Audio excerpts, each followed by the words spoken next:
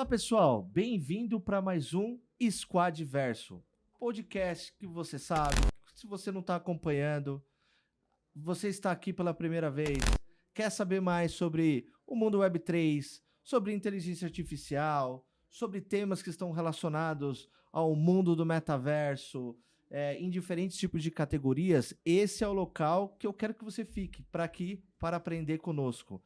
E para começar, gostaria de apresentar aqui o meu parceiro de sempre, né? Uma honra estar aqui, né, mais uma vez. Mas...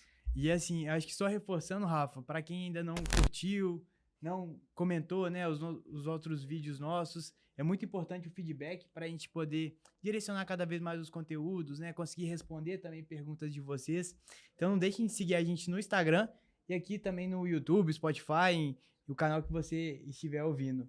E é sempre bom, ajuda aí a chegar em mais pessoas que têm interesse nesse tema, né? Sim. Nós sabemos que cada vez mais tem sido um desafio no YouTube conquistar mais pessoas que estão interessadas no tema ou em outras plataformas. Então, a sua ajuda aí, curtindo, compartilhando, comentando, vai ajudar bastante, não só a gente que está aqui fazendo um trabalho de compartilhar cada vez mais conteúdos, de nível de qualidade bem importante, né, para o mercado, mas também para o público que está buscando se atualizar ou começar a aprender sobre uma nova área, né? Exato. E aí, Rafa, até queria trazer, né, nessa entrada um exemplo.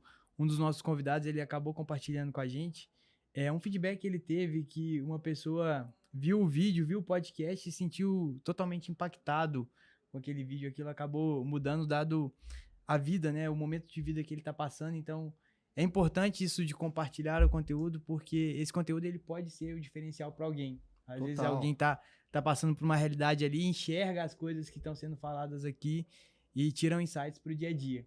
Mas eu acho que sem mais delongas, né, vamos apresentar a nossa convidada mais do que especial. Acho que a gente nunca teve uma convidada médica aqui para poder falar de Web3. Doutora Bianca Miranda. Sem formalidade. Sem formalidade. Seja bem-vinda, Bianca. Né? Tem que ser com formalidade, porque é tão raro a gente receber uma doutora aqui, que a gente fica até emocionado. E Bianca também, eu vou falar, né? O nome tem sido repetido. Bianca é mais fácil que doutora. Encontrar uma Bianca mais fácil que doutora. Na Web3 tem algumas Biancas já, tem, né? já inclusive, tem, né? Um beijão pra Bianca Brito, que me apresentou pra vocês. E exatamente, né? De Bianca para Bianca, de Rafael para Rafael, e a gente vai montando a nossa comunidade aqui de nomes em comum. Bom, já falamos aqui, Bianca, é um prazer receber você aqui. É um prazer de verdade mesmo, porque já debatemos de diferentes vertentes sobre inovação. E tem um tema importante que você vai se apresentar, gostaria, e vai ficar claro porque que nós estamos super motivados aqui para bater um papo com você, que é healthcare, né? Que é a área da saúde, né? É um tema que eu particularmente gosto, porque meu passado, eu tenho parte da história nesse mundo e era apaixonado, né? Ainda sou apaixonado, mas ver a sua história me dá assim, uma vontade até de voltar a estudar sobre healthcare, porque realmente motiva, né? Muita gente que quer ir aprender. Então, sem mais delongas, novamente, sem mais delongas, Bianca, se apresenta aí para nós. Legal, muito obrigada, meninas, pela oportunidade de estar aqui conversando com vocês, com a audiência de vocês. E vai ser um prazer receber vocês de volta no mundo do healthcare, hein? Ó, tô esperando. Olha aqui, a gente tá aí. Mas é isso aí. Então, meu nome é Bianca Miranda, sem formalidade de doutora, né? Doutora é a doutora B, que é meu avatar. Eu falo que ela é a porta-voz da startup HealthTech Brasil. E eu, assim, eu me formei médica em 2019, comecei a trabalhar ali no auge da pandemia, do lockdown, né? Então, eu tinha acabado de começar a trabalhar num posto de saúde. Eu ainda não sabia muito bem qual especialidade eu queria seguir. Eu não sabia se eu queria psiquiatria, se eu queria cirurgia, que é a área da minha família ali. E para não tomar decisões precipitadas, eu resolvi ir lá trabalhar com medicina de família, que vem da família, então seu pai já estava na área de saúde. Isso, meu pai é cirurgião vascular, né? E ultrassonografista. E aí, então, cresci nesse mundo da medicina, né? Minha irmã agora se formou médica também, então lá em casa o assunto é um só, né? Aquele status quo que a gente agora na inovação tenta quebrar, né? Sim. Porque o padrão do médico é conviver só com o médico, né?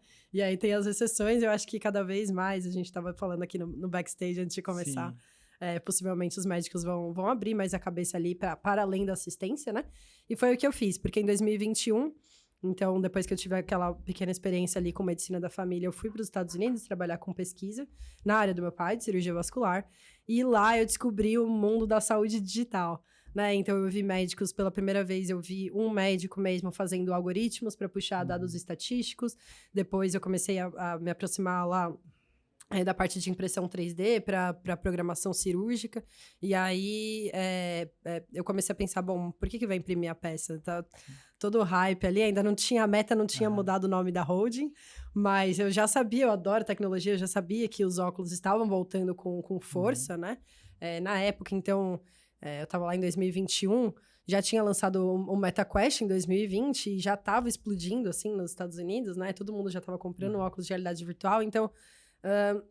olhando ali o mercado, os boatos que estavam surgindo de todas as empresas de tecnologia, eu falei, bom, eu acho que esse negócio de realidade aumentada, realidade virtual, né? Vai vir com força, né? E aí, dentro do sistema de saúde, é interessante a gente ver, porque hoje, construindo a startup, muitos dos profissionais com quem eu tenho contato, eles vieram da área de entretenimento, da área de jogos, às vezes de marketing. Mas a parte de saúde, ela ainda ficou na margem, né, desse tipo de inovação.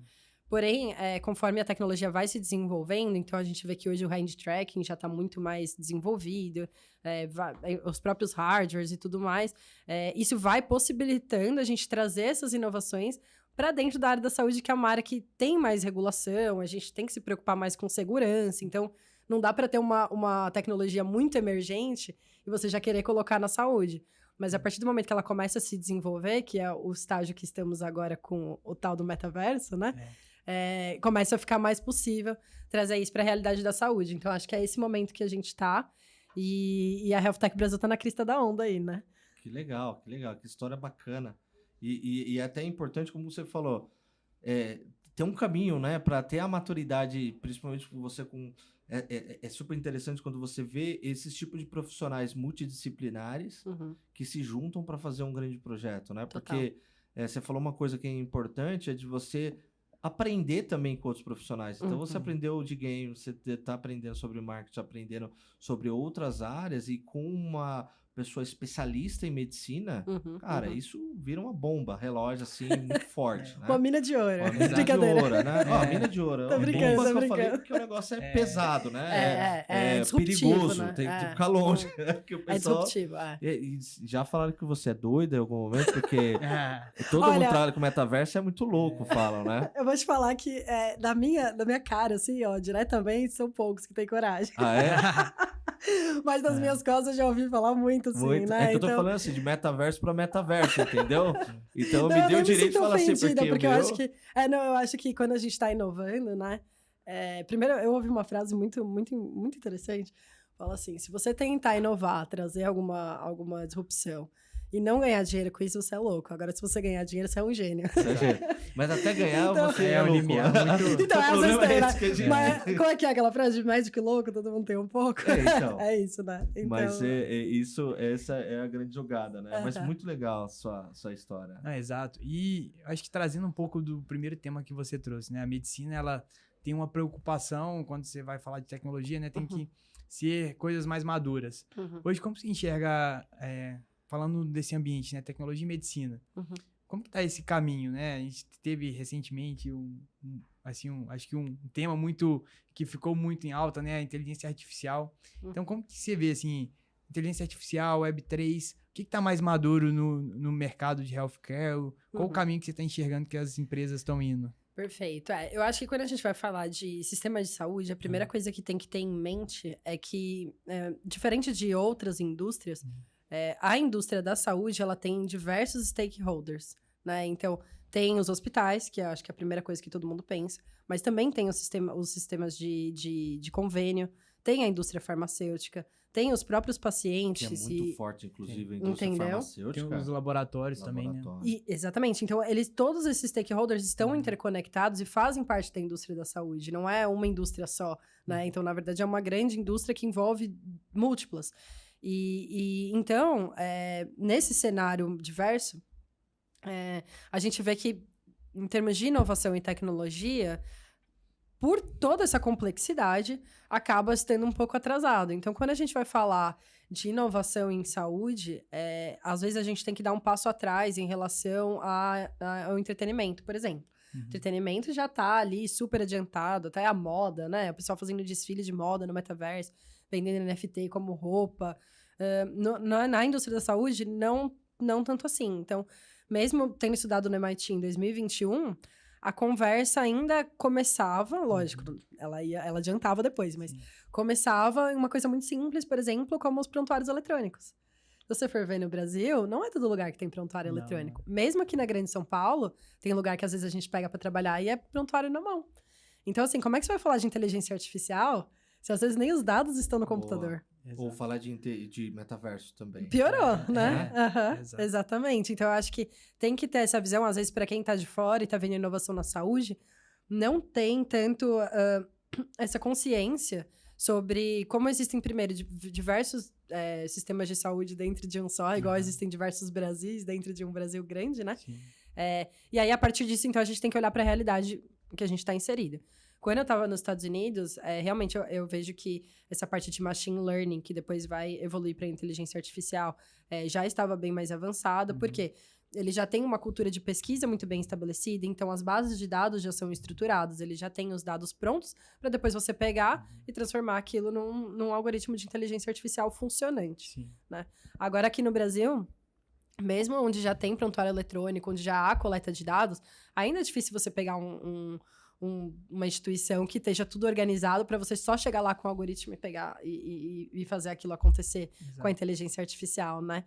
Então, eu acho que é um caminho muito longo, até de conscientização, e por isso a gente, na Health Tech Brasil, optou por começar pela área da educação, porque precisa ter uma revolução cultural mesmo dentro dessa indústria. Não, você falou até uma coisa que é interessante, né? Todo mundo que pensa, por exemplo, com metaverso, eu já vou voltar para a questão de inteligência artificial, ele pensa que a aplicação dele é só para treinamento, justamente porque o maior valor, né, que não é o público final, mas assim, ao meio da cadeia ali, B2B, tá no treinamento. E ele é extremamente importante, como um prontuário também é muito importante, né? Exato. A gente vê um desafio muito de engajar o público para ser treinado. E treinamento é chato pra caramba. Mas como que você cria maneiras para fazer isso, né? Um outro ponto que você trouxe, que é bem legal, eu estava esses dias agora no Web Summit e um dos temas que foi muito debatido. Não fui, a minha sócia tá lá. Eu ia falar, nossa, mas como que você já foi? Você já voltou, menino? Eu voltei hoje de manhã, não dormi aí. Por isso que eu não falei pra você que eu não tô com sono, que nem você. Eu virei a noite editando vídeo e você... eu voltei de madrugada, cheguei agora às 5 da manhã. É a vida do empreendedor, né? Exatamente. É isso aí. E aí... mas para esse podcast eu viria até direto, varado, assim, também não tem problema. Eu também. E aí, um dos temas que foi muito debatido lá, obviamente, foi inteligência artificial. Porém, o que me surpreendeu mais foi também o debate de temas que a gente não olhou com o tempo necessário para que se amadurecesse. Então, a gente fala de inteligência artificial, mas uma das coisas aqui, principalmente, por exemplo, que a Squad Premium também tem como serviço, não fazendo jabá, mas é realidade, o Analytics, né? Então, esse tratamento de dados, grande parte das empresas, eles não conseguem fazer o manuseio. Não estou falando nem de inteligência artificial. Como você cria um processo de organização dessas informações? Como que está a base? Qual que é o nível de segurança que você tem? E eu vi já que, por exemplo, no Web Summit, o debate foi muito também pautado vamos fazer o básico bem feito? A gente vai chegar lá. Tem inteligência artificial, você quer ouvir, tá aqui. Mas olha aqui, ó. Você já olhou isso daqui? Porque realmente é o que você falou, né? Tem muito basics pra gente ainda falar, né? Tem aquela analogia que falam o data lake, né? Que quando tá tudo organizado, os dados. E tem o pântano dos dados também, né? Então, no Brasil, a gente tem um grande pântano de dados perdidos. Na Health Tech Brasil, a gente tem o nosso foco em construir um metaverso, né? Então, um hospital em realidade virtual é o que a gente já construiu, na verdade, multiplayer, e agora a gente está começando as simulações lá dentro. Mas, conforme a gente foi caminhando por essa jornada, acabou surgindo uma demanda espontânea do mercado de consultoria, né? Como é que vocês estão fazendo o que vocês estão fazendo e colhendo esses resultados? E nisso, apareceram alguns prospects, né? Porque nem chegaram a virar clientes. Quando a gente chega nesse ponto da conversa, muita gente sai correndo. Porque eles chegam, às vezes, donos de clínicas ou médicos especialistas já bem mais velhos, querendo um algoritmo. E realmente você vê que o raciocínio do médico especialista é igualzinho de um computador, é igualzinho um algoritmo de inteligência artificial. Existe um fluxograma, se é isso, aquilo, se não, aquilo, né? Então faz aquela árvore de raciocínio igual ao computador e rapidamente você transforma o raciocínio do médico especialista em um algoritmo. Mas e aí? Cadê a base de dados para alimentar aquele algoritmo e transformar, de fato, aquela máquina em uma máquina que reconhece os padrões? Então, e o contexto também, né? Exato. Hoje a gente avançou mais no contexto, mas... Exato, mas aí assim, mesmo tendo um contexto, você vira para esse prospect e fala, beleza, eu faço esse algoritmo com esse raciocínio que você me passou. Mas antes a gente vai precisar analisar a sua base de dados, organizar para fazer acontecer. Não tem esse entendimento. Eu recebi várias vezes o feedback no sentido de, não, você não pode fazer isso, vai dar muito trabalho. Como assim você quer arrumar minha base de dados de 20 anos de dados que eu coletei? Mas é o único jeito. É o seu ouro, né? Exatamente. Você tem que, de fato, estruturar os dados para aquela máquina poder reconhecer aqueles padrões. E eu acho que esse entendimento ainda, para a maioria da população leiga, né, que não está em contato com a tecnologia, ainda é muito abstrato. Então, até o nome inteligência artificial, eu acho que ele misguided em inglês, em português a gente falaria como, não sei, ele tira a gente de uma trilha de raciocínio, né? Porque, na verdade, a máquina é inteligente, até que ponto? Né? Na verdade, ela tá reconhecendo padrões ali de acordo com o que você programou. Exato. E assim, eu vejo essa parte, né? Quando a gente fala inteligência artificial junto com a medicina, o que vem muito na minha cabeça é, hoje a gente tem uma forma, né? Através das pesquisas, das limitações, a gente descobrir aquelas doenças. Um exemplo que eu amo dar é Parkinson, né? Por ter pessoas na família próxima que tenham. Hoje o diagnóstico principal, você tem um exame ou outro, né? Ali que ajuda, mas é o clínico. E eu penso assim, como que um médico que ele vai ver no máximo na vida dele, sei lá, ele viu 100 mil pacientes. Ele vai conseguir ser melhor, talvez, que um algoritmo que vai identificar padrão de 1 milhão, 10 milhões de pessoas. Então, a partir do momento que a gente realmente tem essas bases de dados, talvez as doenças, a razão daquelas doenças, a gente até vai mudar, né? Hoje a gente acredita que seja por um motivo, a partir do momento que você consegue coletar os dados. E talvez a coleta talvez tenha que mudar também. Porque às vezes a gente olha um tipo de dado e fala, não, esse é um indicador aqui para essa doença.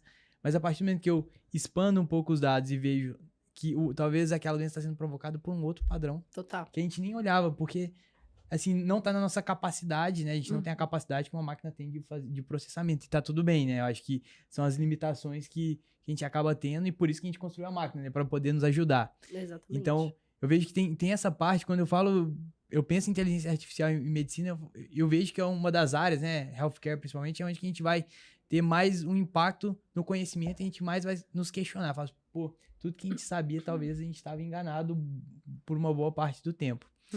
E acho que trazendo esse tema de dados, eu penso um pouquinho, eu não sei o quanto na sua visão você enxerga que talvez países onde que isso é mais avançado, por exemplo, né, o Reino Unido, que você tem um sistema único de saúde, que você permite que as pessoas compartilhem seus dados, né, então para você ter alguns benefícios, então fica muito mais fácil de identificar doenças, identificar padrões e tudo mais do que um país, por exemplo, o Brasil, que a gente estava falando, que muitas vezes tem um prontuário ainda de papel.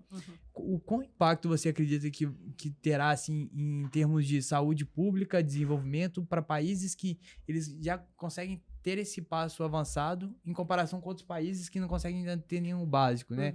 Quanto você acha que isso vai realmente impactar no desenvolvimento do país como um todo? Nossa, perfeita essa pergunta, porque dá pra gente resumir várias coisas na resposta, né? Então, quando eu cheguei aqui, você me perguntou qual era a minha especialidade. Sim. E aí, é sempre aquela pergunta capciosa pra eu responder, porque formalmente eu não tenho uma especialidade médica, né? De assistência. Eu não fiz residência. Mas, lá nos Estados Unidos, então, eu fiz o curso no MIT de saúde digital. Depois cheguei no Brasil, continuei me especializando, dados, inteligência artificial, e fui seguindo esse caminho. Hoje eu tô terminando o MBA de inovação. E existem algumas iniciativas para tentar, primeiro, equalizar essa diferença entre os países. Então, quem pega a dianteira desse movimento é a Organização Mundial de Saúde, né? E eles criaram alguns protocolos sobre o que será a saúde digital, como que a gente vai chegar lá, o que é a infraestrutura necessária para a gente poder ter uma padronização ali e chamar aquilo de saúde digital ou de um hospital 100% digital. E aí tem vários requisitos, se eu não me engano são 7, 8, no máximo 10 ali, que fala o que é um hospital 100% digital. Então, basicamente, só para resumir, seria um hospital, primeiro, que tem um prontuário eletrônico, depois que os diversos departamentos são interconectados, então, naquele sistema você consegue acessar a farmácia, você consegue passar informação para o centro cirúrgico, consegue pegar uma imagem, e aí, em termos de imagem, também existe um formato específico para imagens médicas, que é o DICOM, você deve conhecer. Opa! Né? Clássico isso. Então, isso também faz parte do guia da OMS sobre um hospital 100% digital. E tem algumas outras coisas lá que criam uma padronização, então acho que isso é muito importante. Dentro do Brasil, também existem iniciativas parecidas com essa que você falou do Reino Unido, mas elas ainda estão começando, né? Sim. Então, tem a Rede Nacional em Dados em Saúde, tem também aquela discussão sobre o Open Health, que é isso que você comentou, né? Parecido, similar ali ao Open Banking. Ou Web3, mais próximo de um Web3. Mais próximo, exato. Ao mesmo tempo que também é um ponto controverso. Nem me posiciono muito em relação a isso, porque eu acho que, na verdade, eu ainda sou imatura nesse sentido para poder até expressar uma opinião. Porque, ao mesmo tempo que você ter os dados em saúde disponíveis para a gente poder puxar pesquisa, como startup seria extremamente interessante, né? Agora... dados em saúde são dados muito sensíveis. Né? A mesma coisa que o Open Banking, na verdade. Cada país tem sua sensibilidade, mas grande parte é muito sensível. Exato. Então, eu acho que é um tópico ali que ainda, né? Mas que favoreceria ali algumas integrações. A Rede Nacional de Dados em Saúde, eu acho que é o principal. E aí, o objetivo é criar uma interoperabilidade. Então, agora, conversando com vocês... O Rafa tem um pouquinho mais de experiência na área, né? Quanto tempo que você ficou nessa área? Fiquei 3 anos. 3 anos, né? E você leigo, né? Só como paciente. Só leigo. Como paciente. Como então, paciente, vou colocar vocês aqui no lugar de paciente, né? O que acontece hoje? Às vezes, vamos supor, não estou mais na porta de nenhum pronto-socorro, mas vamos supor que eu estou trabalhando na porta do pronto-socorro, como eu estava 1 ano atrás, e chega um paciente, eu preciso fazer uma tomografia. Às vezes o paciente vira e responde, mas eu fiz uma tomografia de tórax, igual que você vai pedir, na semana passada, em outro hospital. E agora? Cadê? Não tenho. Você também não. Vai ter que fazer de novo. Exato. Senão, né? E entre países? Entre países piorou. O histórico de vida né? que você tem, já era. Exato. Não, eu agora com essa da Covid é a mesma coisa. Teve hospital, eu tomei minhas 2 vacinas de Covid lá, nos Estados Unidos. Teve hospital, às vezes, pra pegar pra trabalhar, mas cadê sua rede do SUS aqui, que não tá no Connect SUS, que você tomou vacina? Né? Então, tem. E aí, o objetivo da interoperabilidade da Rede Nacional de Dados em Saúde é esse. É criar uma estrutura de dados por trás que permita esse intercâmbio de dados entre diversos sistemas de saúde. Eu acho que isso é o primeiro passo pra gente poder ter um desenvolvimento e até economizar, né, em muitos gastos do sistema de saúde. Então...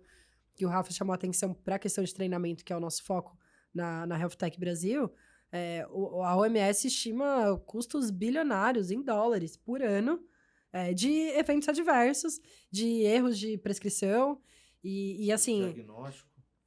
Aí entra nos eventos adversos ali, às vezes até num erro médico, né? Mas são coisas diferentes. Sim. Mas entre os eventos adversos, existem estudos sérios mostrando que quase metade deles, alguns falam até mais da metade, seriam evitáveis.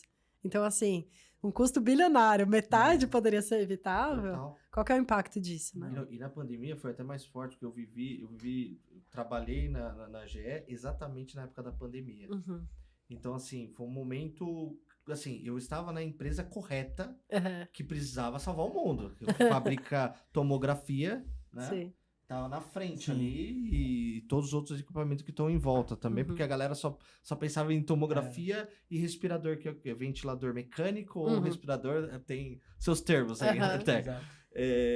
E aí, o que acontece? Você tinha um desafio realmente de qual que é o papel nosso, né, como empresa também, dentro de uma sociedade no qual não é só vender o equipamento. Pelo contrário, como a gente vê um crescimento da utilização desses equipamentos, no qual contratar até dentistas, farmacêuticos para a linha de frente, sem um treinamento. Você vai pedir para uma pessoa que nunca trabalhou numa tomografia, que tem que trabalha como um farmacêutico, para lidar com um equipamento como esse. Então, nosso papel foi muito assim, beleza, e agora o que a gente faz? Tem que educar essa galera. Olha como... E é ruim isso daí, porque a gente teve que chegar num momento de pressão tão forte assim, para valorizar que treinamento é a base de tudo. A gente fala tudo, a todo momento aqui, a gente sempre bate educação. Vai falar de Web3, vai falar de metaverso, vai falar de healthcare, tudo. Educação. E é um desafio grande, né? Você muito. Vende essa proposta de valor, é um desafio, né? Muito, total. Não tem um ROI imediato ali. Você não vai medir na hora, né? Não. E ainda mais falou de inovação. Constrói comunidade, que as pessoas não medem ainda. Olha que... Exato. Eu acho que eu gosto de falar isso até quando a gente abre espaço assim, na Health Tech Brasil para falar de modelos de negócios.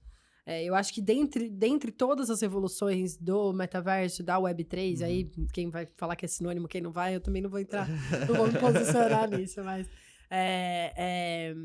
a revolução dos modelos de negócios mesmo, né? Então, como que as novas tecnologias permitem a gente criar novas propostas de valores, novas formas de entregar esse valor. E uma coisa que eu tô achando bem legal, assim, aqui no Brasil, as maiores iniciativas de Web3 que estão tendo, estão com esse foco de educação. E eu acho isso revolucionário, porque a gente sabe que o Brasil, então agora vai sair o nosso white paper muito em breve. Legal. E estudando, né, é muito claro como o Brasil é um dos países que menos investe em educação, que menos se preocupa com isso. E eu tô vendo agora com a Web3 um foco muito grande da iniciativa privada em educação. E aí, para mim, são as duas coisas que eu acredito. Eu acredito que o setor privado tem que puxar realmente o carro em muitas coisas. Total. E se a gente tá com essa preocupação com a educação, a gente tá no caminho certo. Exato. Então, o Brasil tá acertando, na minha opinião. Não, e assim, essa parte da educação, né? Acho que pelo menos quando a gente fala, principalmente na área da saúde, o resultado, muitas vezes, pode ser salvar uma vida, né? Então, isso é intangível. Então, fala assim, a capacitação, o treinamento, ele pode salvar uma vida, né? Ou pode evitar que uma vida seja perdida. Às vezes, por falta de capacitação, por N motivos, né? Falta de materiais, a gente, acho que é difícil a gente enumerar, porque pode acontecer tanta coisa, né? O ser humano não é tão simples assim, é complexo, mas o treinamento, ele pode gerar isso, né? Eu acho que quando a gente pensa em negócio puramente dito, fala mais números, né? A gente tá falando até de ter o ROI. O ROI, às vezes, pode ser realmente intangível, porque eu tô falando, salvei 10 pessoas, né? A pessoa mais capacitada, ela tá preparada ali para poder viver experiências, situações que na hora ali, que tá aquele da emoção, se a pessoa não tá preparada, a chance de errar é muito maior, né? Total. Então... E falta educação, até pegando o gancho, o ponto que você falou, e isso eu via muito quando eu estava trabalhando na área de healthcare, e isso não sobre uma empresa específica, mas sobre o mercado. De ultrassom.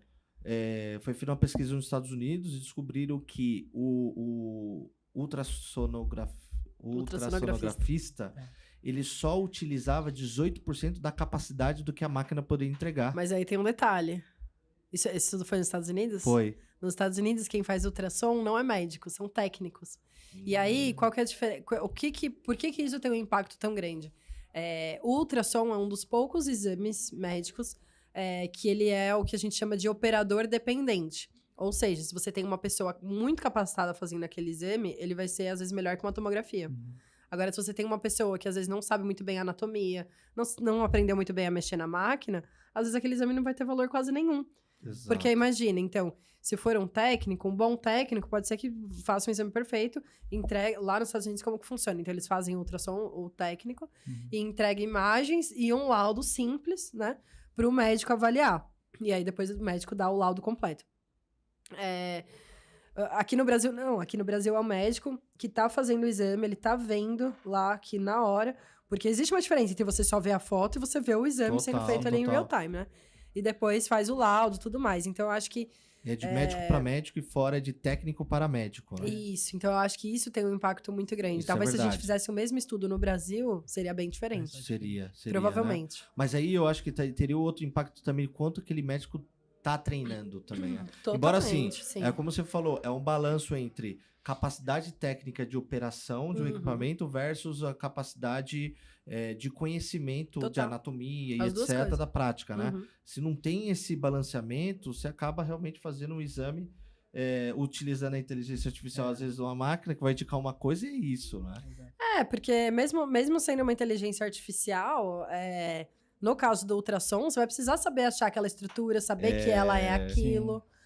E até a evolução, porque às vezes a máquina vai te falar a evolução de uma situação ali, principalmente gravidez, né? Só que se você pega todo o histórico para entender por que ele tá falando que aquilo aconteceu no sétima semana da gravidez, o médico, que você bem ressaltou, eu acho interessante isso, eu tô aprendendo aqui com você, o médico, ele olhando o histórico, né, com conhecimento de medicina, ele vai falar, beleza, ele evoluiu no quadro de 7 semanas, semana a semana, por isso que a inteligência tá falando que é isso. A importância também do médico, e isso eu tinha até anotado aqui para te falar, né? O robô vai substituir o médico.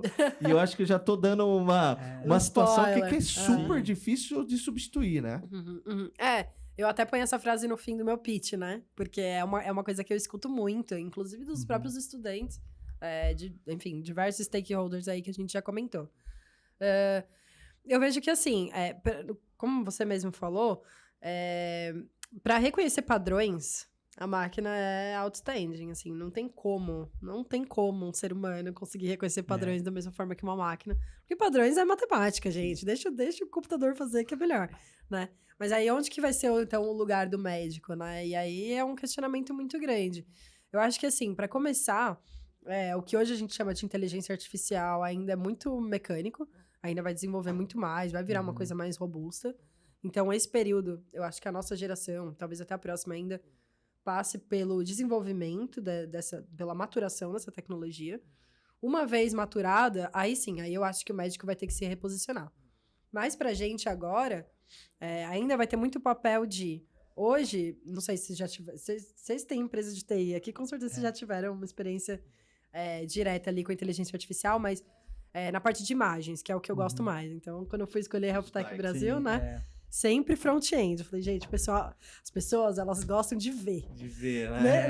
Mesmo que tenha, que os dados sejam, a gente sabe que os dados são as minas de ouro, quando você vai vender, se eles estiverem vendo, você vai vender mais rápido. Isso não é palpável. Aquilo que você vai ver não é palpável. E não só pensando assim, em vendas mesmo, diretamente, mas em tudo, né? Então, no posicionamento da marca, em como que você vai, enfim, passar aquela visão mesmo, né? Construir uma cultura, pelo meu perfil, assim, minha personalidade, eu achei que o front-end ia ser ali minha praia, né? Mas, quando a gente tá falando de imagens, a inteligência artificial, muitas vezes, ela dá um reconhecimento de padrões de imagens e fica aquelas imagens numa área nebulosa. Então, eu acho que o papel dos médicos nessa geração aqui agora nossa e nas próximas, né? Nas próximas recentes, vai ser muito... esses que ficaram, que o computador tá em dúvida, o médico vai ter que... Então, as exceções, as regras, vai ser o lugar do médico das nossas gerações. E eu acho que pro próprio médico, isso vai se tornar mais interessante. Porque hoje, o que acontece? A medicina, ela se especializou tanto que o aluno de medicina, ele acaba ficando, às vezes, até meio perdido. Porque ele aprende vários pormenores de especialidades super avançadas, e às vezes fica meio perdido na visão geral, porque como é que ele vai juntar todos aqueles micro pedacinhos? Uma vez que ele tenha um sistema, uma máquina que faça aquele geralzão, e ele só vai precisar se preocupar com as exceções, todo mundo vai sair ganhando. O médico vai ficar mais feliz, porque o arroz com feijão, ninguém tem tesão, assim, de fazer, nossa, padrão de hoje gripe, eu peguei uma gripe e eu tive que dar de pirona. Exato. Nossa, é isso, não, né? Mas assim, quando pega um caso raro... a máquina vai falar assim, às vezes não é gripe, pô. A máquina vai falar, às vezes pode ser Covid, gripe resfriado. ou resfriado. Que são, né, eventos gripais, que eles falam, né? Até a máquina pode se dar o direito, né? Sim. Total. E eu acho que tem a medicina preventiva, né? Que a gente nem tá também, comentando aqui. Muito. Que hoje... Maior. Que hoje, vou pensar, ela é zero, né? Assim, vamos, assim, sendo sincero. Brasil, né? Brasil, principalmente. Então, quando você vai pensar, hoje, eu recentemente fiz exames médicos em uma grande laboratório, né? Aí a primeira vez veio um gráficozinho do meu último exame desse. Eu falei, que legal, pelo menos agora tá vindo essa comparação, né? Mas Se for pensar, Isso é igual a gente verdade. estava falando da base de dados. Então, tudo que eu passei, de quanto tempo eu preciso fazer exame. Isso até é uma oportunidade para os laboratórios, para as empresas Lógico. que estão. É Então, assim, lógico disso aí. de Total. falar assim, tá na hora de você fazer o exame de novo. Uhum. De uma É. maneira preventiva. É. Então, hoje, Isso. a gente é muito reativo, né? Eu só vou no hospital quando eu tô doente. Sim, total. E é normal. Como demoraram pra chegar nisso, né? Exato. Como demoraram para fazer um negócio simples, que Uhum. é olhar lá, cruzar o ID do Rafael, ele fez exame tal dia, fazer de novo, no mesmo laboratório. Uhum. Ele deve ter feito uns 5 lá, ele tem 2. Uhum. Então, eu acho que realmente essa parte, principalmente da medicina preventiva, né? Assim, desculpa de interromper, mas eu acho que seria interessante acrescentar esse ponto Com e certeza. discutir sobre isso, que a medicina preventiva, eu pelo menos enxergo que ela vai começar a ser parte do nosso dia a dia. Precisa ser, Com né? certeza. porque a gente ser só Deveria. reativo é muito caro, né? A gente estava falando aqui sobre a questão de fazer o mesmo exame uma semana depois. A gente olha hoje o sistema de saúde no Brasil, é legal a gente ter o SUS, que, pô, o SUS comparado ao que existe no mundo é realmente um exemplo, né? Eu acho que é um exemplo positivo. Com certeza. Mas ainda é muito caro a medicina no Brasil. Se você vai pagar um plano de saúde hoje no Brasil, ele tá muito caro. Cada vez vai ficar mais caro, né? Cada vez tá ficando mais caro. Então, você vê planos no Brasil esse ano, 30% de aumento. Então, você começa a deixar isso restrito a uma população muito pequena. Que, no final das contas, isso faz, sim, diferença. Isso aumenta, assim, a desigualdade. Isso gera vários problemas sociais. Mas, a partir do momento que eu tenho uma medicina mais... eu nem queria usar esse termo, tá? Eu tô pensando aqui mais eficiente, que é no sentido de eu evitar um desperdício, evitar ter que fazer o mesmo exame várias vezes, eu ter uma prevenção, talvez a gente consiga, pelo menos assim, um sonhador, né? Que a gente tenha uma medicina um pouco mais barata, né? Porque a medicina é muito cara hoje. Não, total. Acho que você tocou num ponto super importante, assim, em relação de estratégias de governo federal, acho que eles têm o mesmo pensamento que você, então até por isso abriram mais escolas médicas, surgiram programas ali influenciando a medicina de família, tanto que eu me formei e segui esse caminho. E para mim, foi muito natural. Porque quando eu entrei na faculdade em 2013, já tinha tido uma mudança curricular nas escolas de medicina, de uma forma que, dos 6 anos de faculdade de medicina, 4 eu tinha matéria de medicina da família. Juro, ninguém aguentava mais. A gente falava, meu Deus, mas de novo, medicina da família, a gente não aguenta mais. Porém, quando eu me formei, e ainda não sabia o que eu ia fazer de residência. Tem aluno que sai muito claro. Eu vou ser cirurgião de cabeça e pescoço. Vai lá. Nossa senhora. Tem gente que se forma no 6º ano e já medo, sabe velho. que vai ser isso. Tenho E é medo isso. de pessoas assim. Já sai querendo cortar pessoas de cabeça. Então, eu não sou muito eu essa. prefiro o Né? Então, metaverso. eu já saí meio parecia que tinham me rodado um peão assim. Você foi Eu no tava caminho meio... certo, é melhor metaverso. Então, eu ainda tava meio assim. E pra mim foi super natural seguir a medicina de família. Porque imagina, eu já tava há 4 anos fazendo isso. Foi, né? Continuou, é como se estivesse seguindo o estágio. E a medicina de família é o que tem essa preocupação. Então, as unidades básicas, né? Em trazer uma medicina mais preventiva. Até quando a gente, como médico, vai trabalhar nesse lugar, a gente fica meio restrito. Você não pode pedir exames de alto custo. Você não pode, às vezes, prescrever medicações de alto custo. Isso fica... da responsabilidade do hospital ou do pronto-socorro, de outros, tem uma hierarquia dentro do SUS, né? Sim. Então, começa ali na unidade básica, que é a questão da prevenção. Depois, ele passa pro pronto-socorro, se for uma urgência e emergência. E, finalmente, vai pro hospital, se for realmente alguma coisa que precisa ser tratada em ambiente hospitalar, que é o alto custo, né? E, então, eu vejo que... São as internações. Isso, internações, cirurgias. cirurgias, às vezes um ambulatório de um especialista de doenças raras, isso aí é dentro do hospital. Entendi. Agora, se for comparar, o que eu tive de experiência como profissional de saúde aqui nos Estados Unidos? O que eu vejo, o Brasil está mais preparado para prevenção do que os Estados Unidos. Lá, Caramba, olha isso. Lá, o que acontece, pelo menos no Texas, né? Porque aí muda também de estado para estado. Região, sim. No Texas, tinha uma preocupação com a saúde pública, porém, é só hospital, exclusivamente hospital. Então, vocês ficam doentes lá no Texas, tá com uma gripe, sei lá. Você não tem um posto de saúde gratuito pra ir. Você tem que pagar a consulta no pronto-socorro, vai ter que pegar fila, vai ter que ficar Os lá Estados Unidos horas. quase inteiro, assim. Quase inteiro, mas o Texas ainda tá um pouquinho na frente porque existem hospitais públicos. Pelo menos o hospital tem. Tem. Só que o que adianta? Você chegou no hospital, você já tá com uma doença que vai custar milhares de dólares, ou às vezes até mais, pra tratar. E se você tivesse pegado ela lá atrás, você teria economizado, né? Sim, então eu sim, vejo mais que, simples. nesse sentido, o Brasil ainda tá na frente dos Estados Unidos. Mas tem outros países que já estão mais à nossa frente. E aí, tem uma outra questão que você comentou da desigualdade, e aí eu acho que é por isso que o pessoal às vezes fica chocado, né? Quando a gente fala o Brasil está mais avançado que os Estados Unidos na medicina preventiva. Até certo ponto. Porque aqui, então, você tem a medicina preventiva gratuita, muitas vezes as pessoas nem procuram, nem sabem que tem, mas está lá. Agora, nos Estados Unidos, tendo uma classe média com um poder de compra maior, às vezes eles procuram, então, serviços particulares mesmo, né? Para fazer a medicina preventiva por conta própria. Então, às vezes, tem uma questão até da própria iniciativa das pessoas mesmo, de ir atrás, de se cuidar para não pagar aquela conta milionária no fim da vida, né? Porque sabe que é caro, aí pesa o bolso. Né? Exato. Então, eu acho que tem essa mudança, essa não dá pra fazer uma comparação direta, né? Não porque é tudo diferente. É cultural até. Né? Exato, é cultural. É cultural e também muito impactado por tempos com essa relação financeira. O Japão é a mesma coisa, né? Não é à toa que é o país que mais envelhece no mundo. Porque é preventivo puro. Isso. Só que tem um enraizamento de preocupação e planejamento muito forte em tudo que eles fazem, né? Sim. Não é só saúde, mas também reciclagem, etc. Né? Eu acho que isso vai muito da questão cultural, com certeza. Sabe uma coisa que eu acho bem interessante, e aí eu queria também entender de você, além da inteligência artificial, até voltando à inteligência artificial, porque a gente tá falando aqui entre metaverso e inteligência artificial, agora... o papo vai rolando e a gente não sabe onde vai parar, né? Só que eu tinha notado uma coisa aqui que é bem legal, que é sobre essa relação de como você vê, por exemplo, nós estamos falando de inteligência artificial na área de healthcare, e inteligência artificial na área de healthcare não é novo, né? Existe há muito tempo como inteligência da indústria, né? Que é o mais avançado lá, segundo a M-Web, lá tá na cara do gol, é o mais verdinho, bonitinho, é a inteligência artificial aplicada à indústria, né?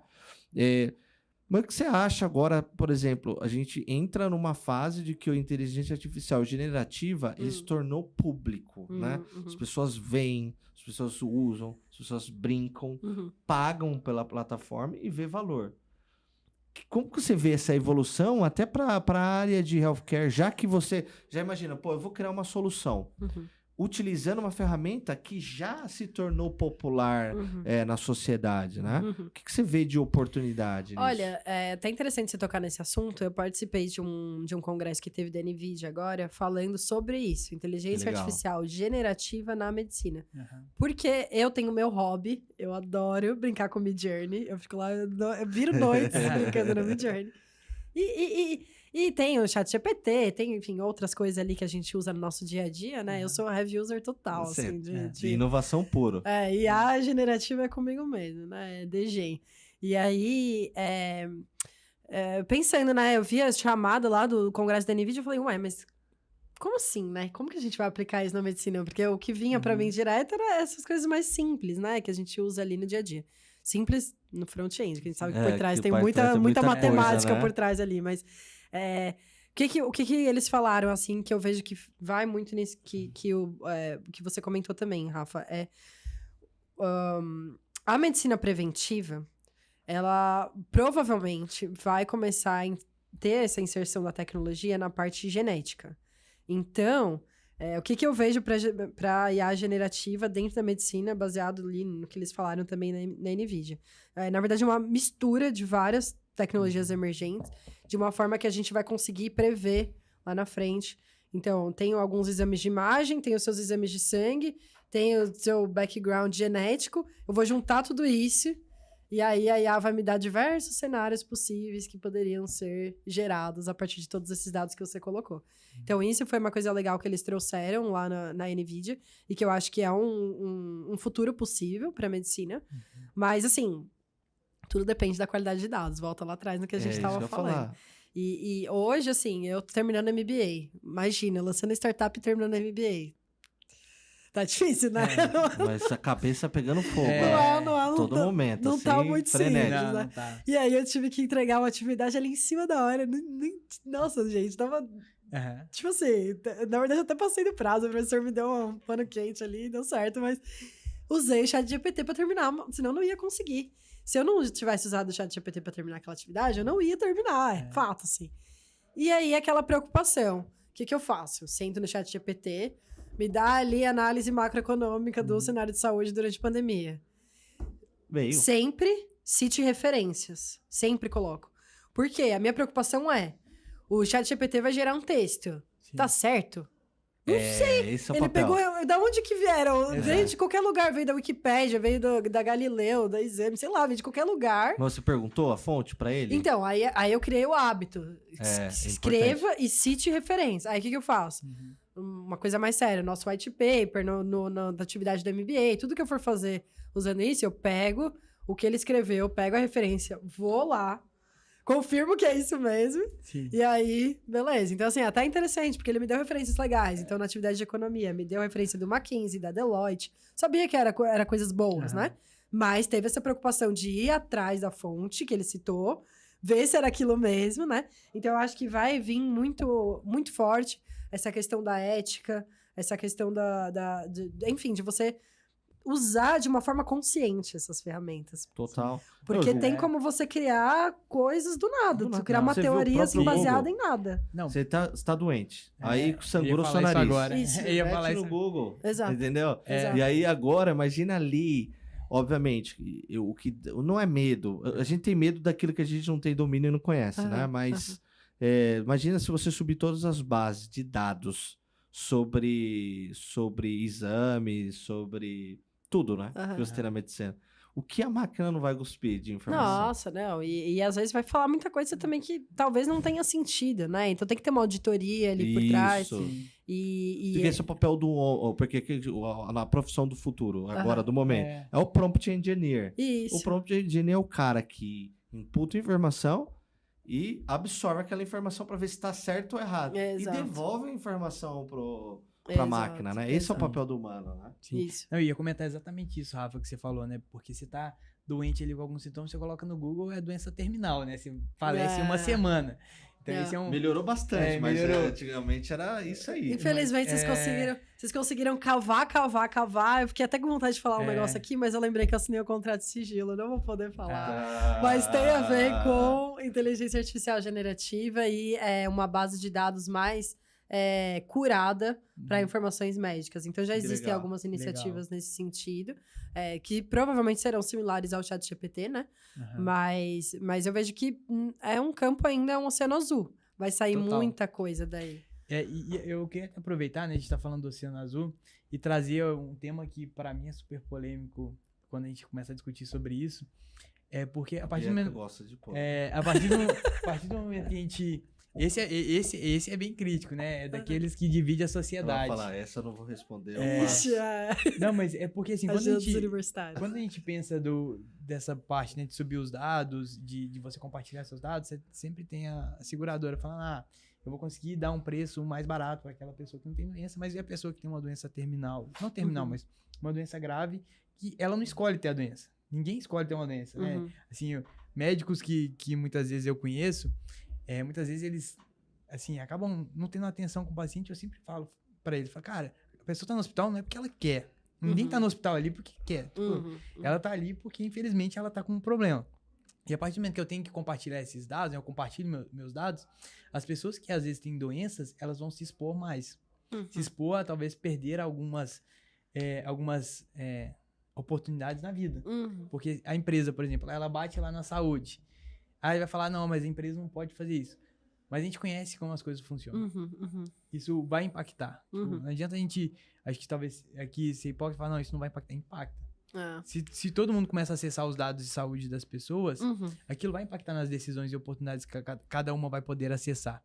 E aí como que a gente assim, discute isso, né? A gente falou muito no inteligência artificial sobre regulamentação. Sobre também blockchain, né? Porque o modelo de blockchain é para você criar protocolos de adaptar uma padronização, como você falou, centralizada, mas não tão centralizada, que você pode ter instituições médicas no mundo inteiro aprovando ou não aprovando, porque seria um modelo mais seguro, né? Porque eu não posso acessar o seu blockchain, seu servidor, seu protocolo de autorização daquilo lá, né? Total. E assim, aí pegando esse desafio, né? Porque o desafio a gente precisa de ter base de dados para a gente conseguir avançar na medicina. Quanto mais, melhor. Só que ao mesmo tempo, como que eu consigo avançar e, ao mesmo tempo, proteger as pessoas, né? Que seja um avanço, que realmente seja uma evolução e não um retrocesso, né? Como que você enxerga, assim, isso? E se existe alguma regulamentação, iniciativa que eles já estão olhando, né? Acredito ser difícil regulamentação para isso, mas... Não, na verdade... Vamos amenizar, porque evitar, esquece. O humano é humano. É um assunto muito complexo, né? Então, até envolve ali a minha estratégia go-to-market com a Health Tech. A princípio, assim, a minha ideia, que era a tese lá de pós-doutorado, pivotei, chegou onde estamos, era para assistência. Mas quando a gente começa a enxergar todos os diversos regulamentações, órgãos, tudo mais, que estão envolvidos em você trazer uma nova tecnologia para assistência, na prática, são tantos detalhes pormenores como esse que você trouxe, que para uma empresa jovem como a minha, acaba ficando quase, inviável, né? Sim. Então, o caminho da educação ou do bem-estar, para quem pensa em inovar na área da saúde, são caminhos um pouco mais tranquilos, mais flexíveis em relação à regulamentação. Mas quando a gente está falando de assistência, isso que você falou é uma preocupação muito séria. Então, aqui no Brasil, hoje, tem a LGPD, né, que já está valendo. Nos Estados Unidos tem o IPA. Na Europa tem a GDPR.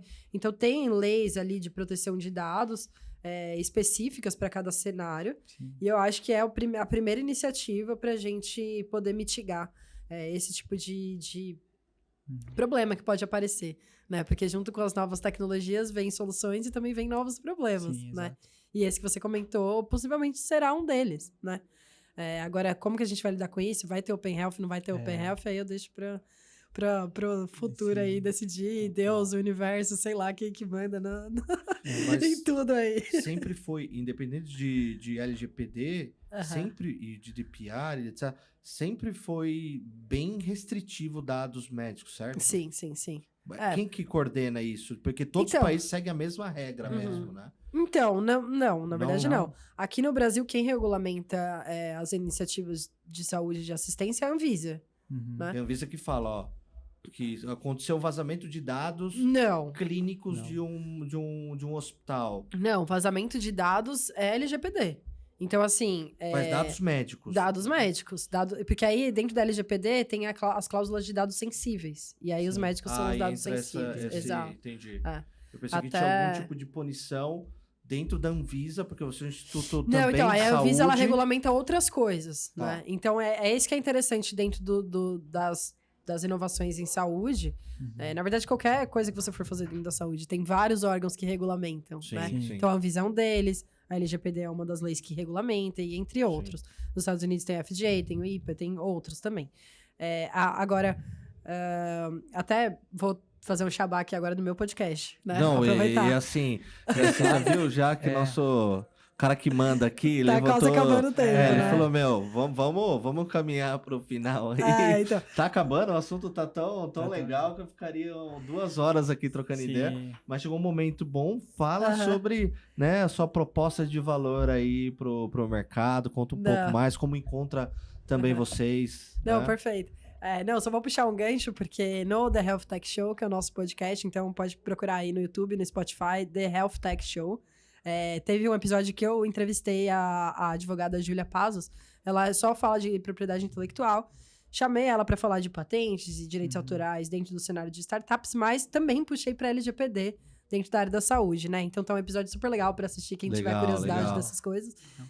Para achar a gente é @healthtech.br.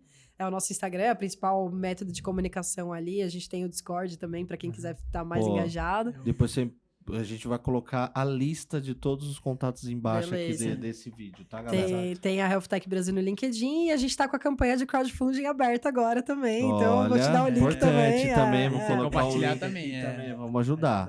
Em termos de proposta de valor, a gente construiu um hospital digital em realidade virtual pro treinamento de profissionais de saúde. Eu tô até reformulando essa proposta de valor aí, porque eu acho que tem muitas coisas dentro desse hospital digital que a gente pode trabalhar melhor. Então, é um laboratório de simulação, na verdade, que permite os alunos ou os profissionais que ainda estão em treinamento, mas já se formaram, terem ali um treinamento prático, mão na massa, só que sem trazer risco para ninguém, né? Nem para eles mesmos, nem para os pacientes, sem contaminar, sem desperdiçar nada. E ainda a gente entrega ali as avaliações personalizadas para cada um. Então, eu acho que tem muitas coisas que a gente entrega. Eu tô nessa fase de reformular a proposta de valor. Eu andei dando uma lida ali. Não é bem pivotar, porque agora, né, a solução acho que já tá madura. Bem caminhada. Sim. Mas em termos de como que a gente vai vender isso e resumir em uma frase, que é o que importa. O pitch. A montagem do pitch. O elevator, né? Eu tô reformulando, porque andei dando uma olhada ali nas startups americanas que são quem estão puxando esse tipo de iniciativa. Sim. E eu achei umas propostas de valores mais robustas que a minha. Então, agora eu tô nessa fase de redesenhar Traz eles pra cá também, pô. Traz o quê? Eles também. Os americanos? As ideias, Tem que ser a mão de obra. Os caras já estão contratando todo mundo aqui com dólar. Tá difícil. Então, esse é o problema. Como é que tem que contratar eles. Em dólar? Vamos ver se eles aceitarem reais. Não, tá difícil. Logo menos vai ser tudo Bitcoin, brincadeira. Eles aceitam, certeza. Ethereum. Isso sim. Exato. Bitcoin. É isso. Não, legal. Eu acho que assim, pra gente até poder encerrar, né, Bianca, eu acho que um pedido seria para comunicar as pessoas, né, profissionais de medicina, estudantes, médicos formados, pessoas que estão na área de saúde, né, que estão ouvindo esse podcast. O que você dá de dicas, né, para essas pessoas? Porque você é realmente um outlier, né? Se for pensar a carreira de um médico hoje, é raro você ver um médico que vai trabalhar com inovação, que vai ter essas experiências que você tem. E aliás, tá propondo, médica, inclusive. Médica, né? Exatamente. Então, eu acho que como você realmente fez uma carreira, tá fazendo uma carreira excepcional, né? Totalmente diferente do padrão. Acho que é legal dar uma dica muito para as pessoas que às vezes estão ali, eu digo, mais cercadas na carreira profissional, não enxergam que existem outras oportunidades além ali do tradicional da medicina. Perfeito, vou abrir meu coração agora, hein? Pode abrir. Pode. Porque, não, eu acho que o principal, na verdade, é ser curioso. Então, isso é uma característica que a maioria dos estudantes de medicina tem. A maioria das pessoas entraram na faculdade de medicina porque elas querem entender como que o corpo humano funciona, como que a gente pode melhorar ali o funcionamento dessa máquina orgânica que somos nós, né? Sim. Mas quando eu tava na faculdade de medicina, eu já tinha essa veia empreendedora, fui fazer algumas coisas ali que acabaram tirando o meu foco da faculdade, e eu acabei repetindo de ano. E quando eu repeti de ano, ficou muito estranho ali o meu dia a dia, porque na verdade eu só tinha repetido poucas matérias, eu só tinha aula de quinta e sexta-feira. Então eu tinha todo o resto da minha semana livre, e eu tive que arranjar coisas para fazer, né? E aí eu vejo que nessa época eu já comecei a abrir minha cabeça, eu já comecei a estudar mais o inglês, a me preocupar em como que eu ia pra lá depois. Eu já tava com essa visão, então, tipo, nossa, não deu certo aqui, mas será que não tá tendo até um desnivelamento de formas de pensar mesmo, né? Porque lá nos Estados Unidos a gente vê que tem essa questão empreendedora mais forte, e aí isso tá chegando no Brasil com mais força agora. Eu vejo que essa parte de creators economy talvez abra novas portas para os brasileiros, assim como o e-commerce abriu, né? Então, eu acho que a parte da curiosidade é muito importante e de manter a cabeça aberta, né? Porque não existe só aquilo. Mesmo você estando na medicina, não é só assistência. Você estando no Brasil, não é o único país do mundo. Então, na internet, quanto mais línguas você conseguir falar ou se comunicar ali usando o ChatGPT ou Google Translator, o que for, melhor, né? Então, eu acho que essa troca traz um enriquecimento muito grande para a nossa experiência. Conexão, né? Legal. Conexão é tudo. Exato. Tem um estudo de Harvard, você deve conhecer, se não, você como médica, tem que ir quais atrás. são os fatores que ajudam na longevidade humana, né? Aí Harvard fez uma pesquisa com X número de pessoas e descobriu que o principal fator é conexão. Jura? Porque as doenças mais evidentes agora são as doenças mentais. E principalmente elas que vão combinando em outras doenças. E o que é mais interessante é que quanto mais conexão você tem, esse trabalho que a gente está fazendo aqui, pode fazer com que você tenha mais um dia de vida, que eu tenha mais um dia. Opa, obrigada. É muito legal, muito interessante que eu vi isso, porque terceiro lugar era saúde física, né? Com praticar esporte, etc. E relação e conexão em primeiro lugar, parei pra pensar, faz muito sentido. Porque você vê, pra eu encontrar vocês aqui, eu já tive que fazer uma maratona, brincadeira. Você já trabalhou os 3 primeiros. Né? Às vezes você pega alguém deprimido, deprimido não vai sair do sofá, não vai sair da cama, então isso vai acarretando em outras. O ansioso vai fumar mais, vai beber, exatamente, então, né? exatamente. Muito disso. E bebida alcoólica era um dos que também ajudava. Eita, nós. Aí já tá polêmico. Mas estava lá, na lista, lá pros finais, não exagero. E aí mas é interessante. coisas que te fazem relaxar ainda, Aham. entendeu? É interessante que você trouxe isso, porque saiu um estudo agora recente também. Falavam ali a dose ideal de bebida alcoólica por dia ou por semana, né? Uhum. Um copo de vinho, todo mundo já ouviu Exato. falar disso, né? Eu já. Sim. Mas aí agora parece que estão diminuindo, cada estudo novo que sai vai diminuindo a dose. Ah, A não quantidade. faz mais. É, Não pode então- fazer mais esse estudo. meu. Exato. Vamos parar, Ainda né? bem que eu nem leio. Se você falasse assim, tem um estudo legal disso aqui, vê, eu não vou ver. É, Deixa pra quieto, lá, né? deixa Deixa quieto. eu passar pra lá. exatamente. É isso, galera. Repetindo, o Rafael já fez o primeiro, agora eu vou tomar essa posição Agora aqui. você fica com jabá. Não curtiu ainda, não comentou, por favor, dá esse help aí, comenta e etc. Ajuda a gente aqui a chegar a mais pessoas, a também aumentar também a visibilidade, né, desse nível de conteúdo. Vocês viram, né? Tipo, uma aula aqui. Hoje foi uma aula. Da área da saúde, fenomenal. Acho que a gente vai ter que dividir, você vai precisar voltar mais vezes aqui. Nossa, tem Ou muito convida a tema, gente que a gente vai lá também Então, falar tá aberto com o convite. vocês. Tá A aberto gente o convite. continua essa conversa. Vambora. Mas, meu, um prazer. Muito obrigado por dar essa moral aí, chegar, trocar uma ideia com a gente. Acho que foi genial. Foi muito bom. E, meu, sucesso. Conte com a gente pra, né, levar esse trabalho, esse Vale Prepositivo que você tá criando aí pra frente. Obrigado. Muito obrigada, meninos. Fica aberto o convite pra vocês irem da Health Tech Show. Eu já ia chamar antes, né? Mas eu esperei pra ver se a conversa Se não for, eu vou aparecer do nada lá Se também. vocês não iam fazer nenhuma pergunta capciosa, assim, me colocar contra a parede, mas não. Vamos lá, vamos continuar. Legal. Tá bom, obrigada, que pessoal. Obrigado, Obrigado, gente. pessoal. Tchau, tchau. Até a próxima. Até. Tchau.